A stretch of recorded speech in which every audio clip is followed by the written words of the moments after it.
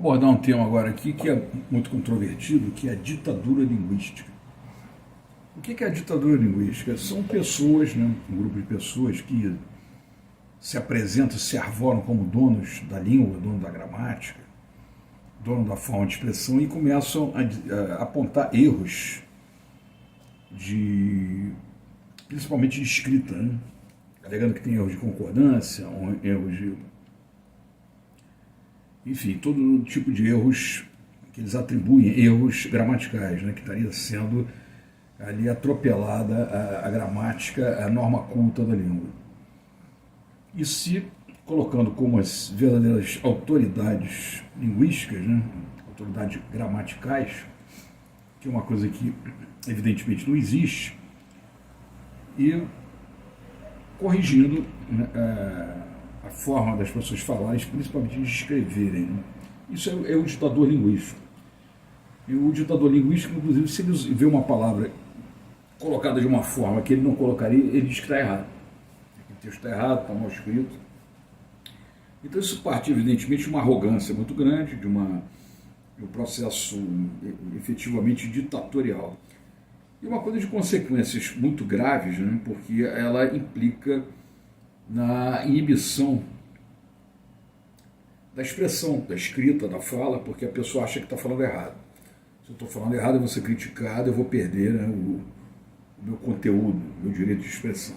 Isso tem que ser combatido. Eu, particularmente, sempre que eu posso, eu faço um combate a essa ditadura.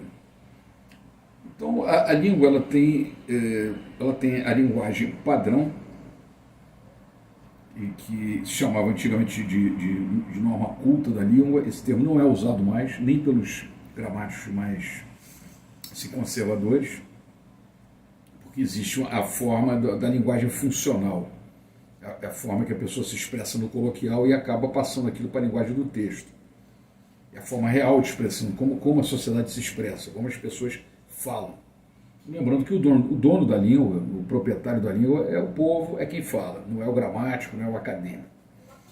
Então nós temos a norma padrão e a norma flexível, né? A norma funcional. A norma padrão ela tem regras de regência, tem regras de concordância, tem regras de pontuação, de colocação de vírgulas. Enfim, toda aquela combinação gramatical que é muito extensa, é muito grande na língua portuguesa. Só que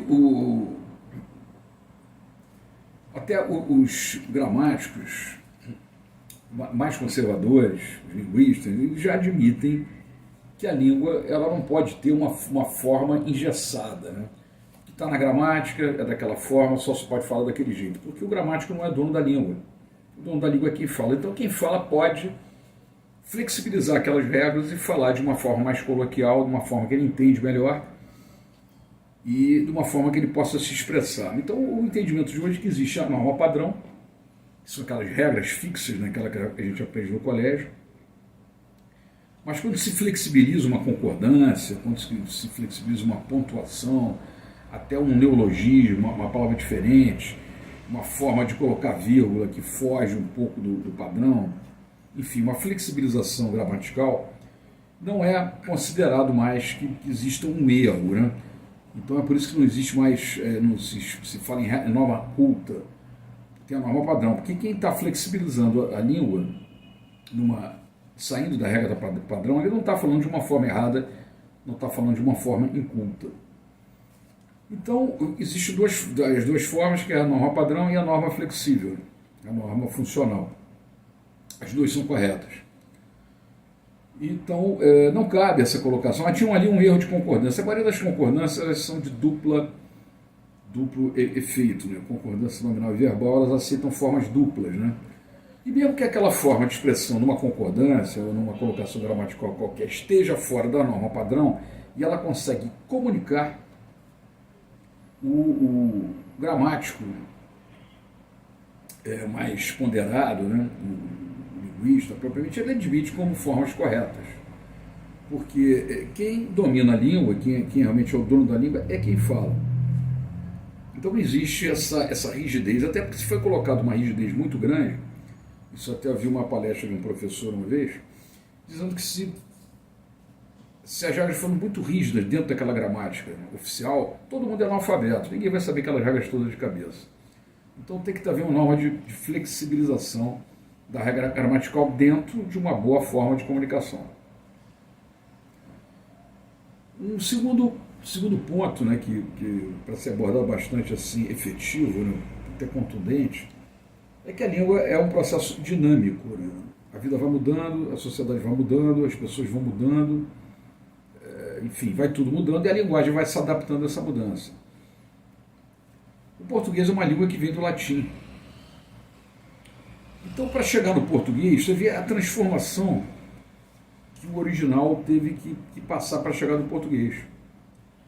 Então, se houvesse um engessamento, hoje estava todo mundo ainda falando latim, né? Não existiriam as línguas derivadas do latim. Então, não só se deve flexibilizar as regras gramaticais, não só pode, como deve, porque a língua é um processo dinâmico que ele expressa a movimentação da sociedade, da cultura, da história. E é necessário que a língua mude e venha se adaptando e venha se transformando. E nenhum acadêmico, nenhum escritor de livro tem o poder de dizer, isso aqui tem que falar, tem que dizer assim, tem que se colocar assim, porque se não for assim está errado porque eu estou mandando. Isso é ditador linguístico. Isso não existe, isso tem que ser combatido. O que se entende, dentro do ponto de vista até científico, é que qualquer criança de 7 anos fala perfeitamente a sua língua. Então, quando a ditadura linguística, que ela procura criticar a forma de falar, dentro de uma norma muito rígida, né, de uma maneira totalmente inútil, né? Tem um livro até que fala na norma culta e coloca norma curta, que explica essa questão, porque a norma culta, na verdade, é muito curta, né? Ela é muito limitada. A língua ela tem que se flexibilizar. Então, quando se dá a questão do ditador linguístico, né, se dá essa questão dessa ditadura da expressão, não pode escrever e falar desse jeito, porque se não for assim está errado, que eu sou autoridade gramatical, que não existe. Isso tem objetivos políticos, né? Quando você inibe as pessoas de falar, de se comunicar, de se expressar, você está enquadrando as pessoas, você está aprisionando. Então, por trás dessa ditadura linguística, não existe apenas um professor chato, um gramático chato. A coisa é muito maior. Tem um conteúdo político, existe uma regra, né, uma intenção de se formatar até as classes sociais. Então, isso é uma coisa muito covarde, né? Essa coisa do policiamento, se tem uma vírgula aqui, se tem uma concordância ali, porque tudo isso é flexível, tudo isso parte da intenção e da necessidade da comunicação. E até da criatividade da comunicação. Vou dar um exemplo aqui para finalizar, que é interessante, podia dar 1000 exemplos, né? Mas um aqui. Quando se fala no telefone, se fala no telefone, ao telefone ou pelo telefone. Qual é a regra certa? Todas as três estão certas, né? Porque todas as três conseguem comunicar que você está falando com alguém ao telefone. Só que vai ter um gramático que vai dizer que tem que ser ao telefone, porque se não for de outra forma, está errado, e ele vai fazer um tratado sobre aquilo. E o que diz que é pelo telefone vai fazer um tratado dizendo que as outras formas estão erradas. E o que fala no telefone também vai fazer a mesma coisa. Tudo papel jogado fora, porque nenhum deles tem autoridade para dizer como é que o povo, como é que as pessoas, como é que eu, como é que você ou qualquer um tem que falar. No telefone, ao telefone ou pelo telefone, tanto faz, porque as três formas comunicam exatamente. Isso é só um exemplo. Então a ditadura linguística é uma coisa muito, muito perigosa, uma coisa que deve ser combatida. Cada um fala, escreve da forma que ele melhor consegue se comunicar. Isso é muito interessante porque a língua vai se movimentar, ela vai se recriar, ela vai se adaptar a novas formas de sociedade e a própria evolução.